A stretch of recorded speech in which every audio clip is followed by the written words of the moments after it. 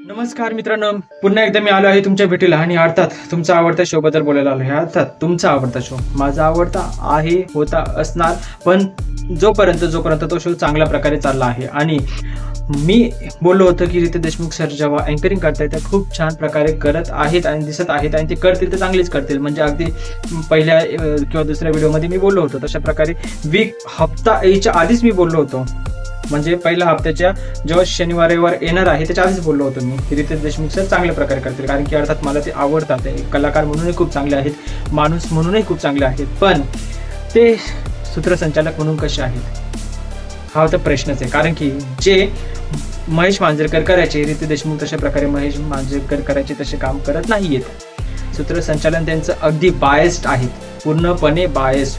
त्यांना मोकळ्यापणाने सूरजची तारीफ करता येत नाहीये, त्यांना मोकळ्यापणाने बाकीच्यांची तारीफ करता येत नाहीये, पण ते फक्त आणि फक्त तिथे येतात सूत्रसंचालन करायला, नको ते शब्द बोलत आहेत. आणि आता जरी तुम्ही माझी व्हिडिओ लाईक करणार, शेअर करणार, नाही करणार, मला माहीत नाही काय करणार आहात. जर का तुम्हाला जमलं तर मी तुम्हाला हे विनंती करेल की माझी व्हिडिओ लाईक करा आणि शेअर करा, जेणेकरून त्यांच्यापर्यंत पोहोचेल. कारण की त्यांचं सूत्रसंचालनमध्ये अनेक लोकांना काही ना काही डिफॉल्ट दिसत आहेत आणि ते डिफॉल्ट बघावं लागतील. तर तुम्ही जर का शेअर केले तर व्हिडिओ तुम्हाला सांगता येईल, दाखवता येईल की मी जे काय बोलतोय त्यांच्याबद्दल. अर्थात कोणी काही बोलणार नाही, कारण की बाकीचे जे आहेत माझे बिग बॉसचे रिव्ह्यू बनवतात ते मोठ्यापणाने रितेश देशमुख सरांबद्दल बोललेले नाहीत. मी वापस एकदा सांगतो, माझी रिस्पेक्ट आहे त्यांच्याबद्दल, पण सूत्रसंचालन म्हणून ते मला बिलकुल पटलेले नाहीत आणि ते बायस्ड आहेत. म्हणजेच जेव्हा जे चुकत आहेत त्यांच्याबद्दल ते बोलत नाहीयेत आणि नको तेव्हा ते अशा लोकांची तारीफ करतायत ते खरंच जे चुकलेले होते. आजचा एपिसोड होता, आजच्या जो एपिसोडमध्ये आपल्याला खूप छान असं वाटलं होतं की एक्साइटमेंट होती की काय बोललं जाणार आहे आणि काय नाही. आपण सर्वांनी चित्र पाहिलं होतं की काय चित्र होतं आणि कशा प्रकारे, म्हणजे अगदी लोकांनी फोटो सुद्धा शेअर केलेले आहेत की जे निकी होती तिने कसा हँड होल्ड केला होता, कोणाचा तर आर्याचा. एका बाजूने टाळ्या वाजत नाही, दोन्ही बाजूने टाळ्या वाजलेल्या आहेत. निकी वारंवार पोक करत असते. मग जर का निकी वारंवार पोक करत असते आणि रितेश देशमुख सर आहे त्यांनी हे पाहिलं सुद्धा आहे, तर ते हे बोललं का बरे नाहीयेत. आर्याला बाहेर काढलं, अर्थात जर का काढलं असेल, खरंच ती बाहेर गेली असेल तर ठीक आहे, बाहेर काढले त्याला काय प्रॉब्लेम नाहीये. पण मग जर का आर्याला बाहेर काढलेलं पब्लिक रिॲक्शन पण आलेली आहेत आणि पब्लिक फुल नाराज आहे. आर्याला बाहेर काढलेलं आहे तर मग निकीचं काय, तिच्याबद्दल काही बोललंच गेलं नाहीये, तिला पनिशमेंट सुद्धा दिली नाहीये. जान्हवी एवढं तिने बोलली होती पंढरीनाथ यांच्याबद्दल, तर तिला एवढी मोठी पनिशमेंट दिली होती. त्याबद्दल देखील मी व्हिडिओ बनवली होती, कारण की पंढरीनाथ चांगले मोठे कलाकार आहेत. पण मग निकी आणि अरबाज बद्दल काय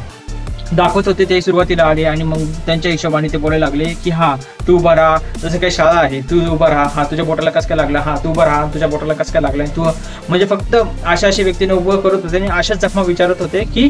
जेणेकरून अरबाज आणि निकी सुटतील. पण आम्ही सगळ्यांनी पाहिलं आहे की अरबाजने कशा प्रकारे बडत नेलेला आहे, कशा प्रकारे केसलेला आहे आणि कशा प्रकारे त्यांनी लोकांना बाकीच्यांना जखमा दिलेला आहे. हे जाणून रितेश देशमुख सर लपवत होते. रितेश देशमुख सरांचं जे आहेत आजचं जे त्यांनी एपिसोड केलं आहे ते फक्त त्यांनी वेळ घालवला. कोणा पाठी घालवला तर जे बाकीचे कंटेस्टंट आहे त्यांच्या पाठी घालवला. म्हणजेच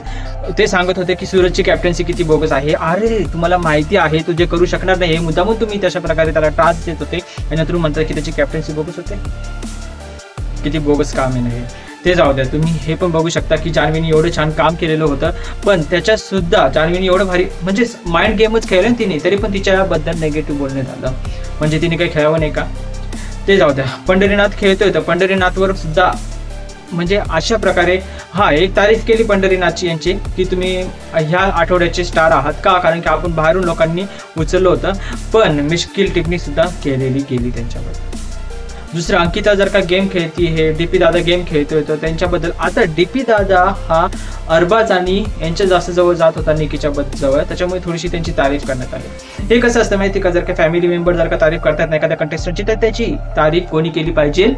जे आपले हे आहेत ना सूत्रसंचालक त्यांनी केली पाहिजे. आणि अशा प्रकारे म्हणजे अरबाजच्या वडिलांची व्हिडिओ आली काय, निकीच्या वडिलांची आईची व्हिडिओ आली काय, मग लगेच त्यांची थोडीशी तारीफ करायची, त्यांची बदनामी नाही करायची. अरे काय,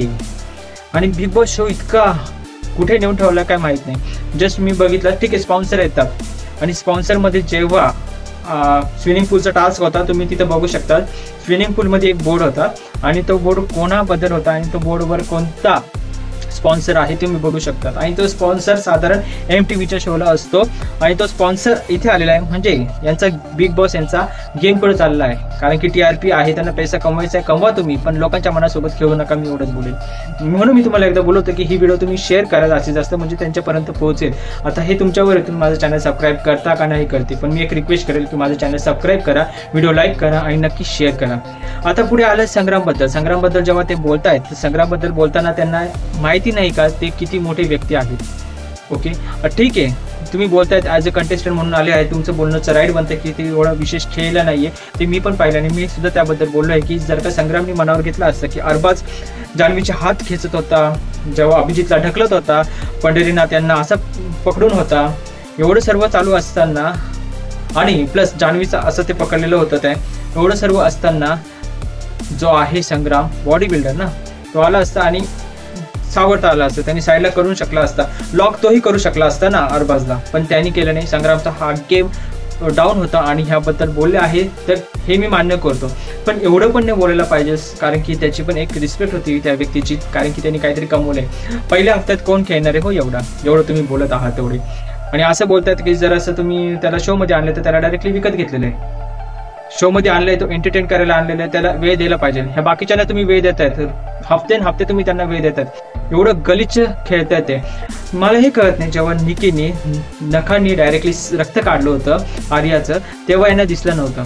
आणि आता फक्त आणि फक्त काय झालेलं आहे आणि आर्याला जेव्हा पंच मारलेला ना त्याच्या इथे निशाण पण आले होते आर्याच्या पण ते सुद्धा इग्नोर केलेले आहेत ठीक आहे तिला बाहेर काढलं नाही काढलं किंवा वापस घेणार तो मुद्दा नाहीये पण एखाद्या चुकीचे कंटेस्टंट आहे त्यांना किती भावा करणार आणि त्यांचा किती पुढाकार करणार हे माहित नाही आता जसं का वैभवला सोडूनच दिलं वैभव गेममध्ये नाहीच आहे असं बघतायत मग जर का गेममध्ये नाही तर त्याला बाहेर काढून टाका म्हणजे उद्याच्या दिवशी जर का म्हणजे आज जर का तुम्ही व्हिडिओ पाहताय जर का वैभव बाहेर गेला तर त्याच्यात काही विशेष नसणार आहे आणि हा कोणता कोथंबीरचा मुद्दा घेऊन आले म्हणजे जे निकीने फालतू गोष्टी जरी बोलल्या आहेत ना त्या गोष्टी दाखवत आहेत की चांगल्या करून म्हणजे निकी चांगली अशा प्रकारे निकीला म्हणतो ना आपण चाटुगिरीच म्हणतो आपण याला बोललं नाही पाहिजे पण चाटुगिरीच होती म्हणजेच आता जी होत होती ती आपण चाटुगिरी नाही म्हणणार तर काय म्हणणार आणि ही चाटुगिरी कोण करत होतं काय माहित नाही आता ही चाटुगिरी बिग बॉसची होती म्हणजे जी टीम आहे प्रोडक्शन टीम त्यांची होती रितेश सरांच्या कानामध्ये ते सांगितलं जात होतं का रितेश देशमुख सर स्वतः मनाने चाटुगिरी करत होते काय माहित नाही आता हे सर्व चालू असताना मी माझ्या शब्दामध्ये वारंवार काय आणतं माहिती का म्हणजे डायरेक्टली मी अरे तुरे का बोलत नाही कारण की सर आहे म्हणजे रिस्पेक्ट आहे कारण की तो माणूस एवढा मोठा आहे त्यांनी कर्तृत्व केलं आहे ॲक्टर होणं म्हणजे आणि एवढं कॉम्पिटिशनमध्ये उतरणं म्हणजे सोपं नाही आहे पण जे आता ते संचालन करतायत आणि आपण जर का बिग बॉसबद्दल बोलतो तर ते मी हे शब्द वापरू शकणार आहे वापरावं लागणार आहे कारण की अर्थात जर का हे वापरले नाही तर मी पण कच्चा पडेल ह्या गोष्टीमध्ये जर का मी तुमच्यासमोर काहीतरी बोलतोय तर आणि मुद्देसुद्धाच बोलणं म्हणजे हे मुद्दा महत्त्वाचा होता तर तुम्हाला जर का आवडला असेल व्हिडिओ तर नक्कीच व्हिडिओला लाईक करा शेअर करा कमेंट करा आणि चॅनल सबस्क्राईब करायला विसरू नका धन्यवाद चला टाटा बाय बाय